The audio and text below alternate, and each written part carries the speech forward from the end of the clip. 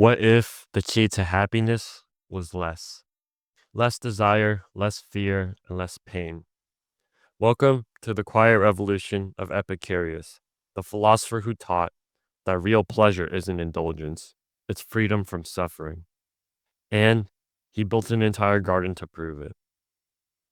Epicurus was born on the island of Samos, but his life's mission bloomed in Athens, where he founded a philosophical community known simply as the Garden. Unlike the rival schools of his time, the Garden wasn't about political influence or abstract debates. It was about learning to live well. Epicurus and his followers deliberately stepped back from society to seek something deeper, peace of mind and pleasure that was grounded in wisdom. Epicurus was a committed atomist, building on the ideas of the pre-Socratics before him. He believed that everything, our bodies, our emotions, the stars, are made up of tiny indestructible atoms, swirling through the void. He believed these atoms randomly swerve, giving rise to the world we know, and thus he believed there was no divine plan, no cosmic necessity, just atoms and chance. This view wasn't cold. To them, it was liberating. They believed if everything happens naturally, there's no reason to fear divine punishment. And more importantly, death is nothing to us. And as Epicurus says in one of his most famous letters, when we exist, death is not. And when death exists, we are not. So what do we do with this knowledge? For Epicurus, the answer was pretty clear. The goal of life, then, is pleasure. But not in the way you think. Not luxury, not indulgence, but freedom from pain and mental disturbance. This is the highest good. Tranquility of the soul. He spoke of three types of pleasures. Natural and necessary, like food and friendship. Natural but unnecessary, like luxury and food.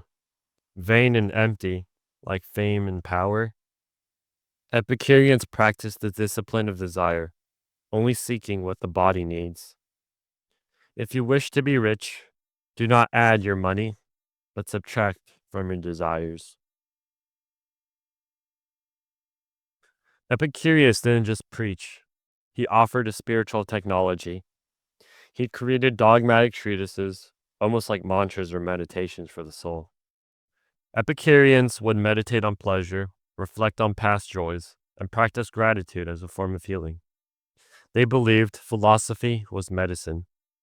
Empty is the argument of the philosopher, which does not relieve any human suffering. Through dialectic, reflection, and spiritual exercises, Epicureans cured the soul, reminding themselves that pleasure isn't out there, it's already within. In a world driven by greed, ambition, and noise, Epicurus offered a quiet sanctuary. His garden welcomed man and woman, free and enslaved, all united by one mission: to live simply, to think clearly, and to delight in the moment. By removing the fear of death and the fear of gods and the burden of desire, Epicurus gave us a path not just to pleasure, but to inner freedom. Epicureanism wasn't just a theory, it was a way of life.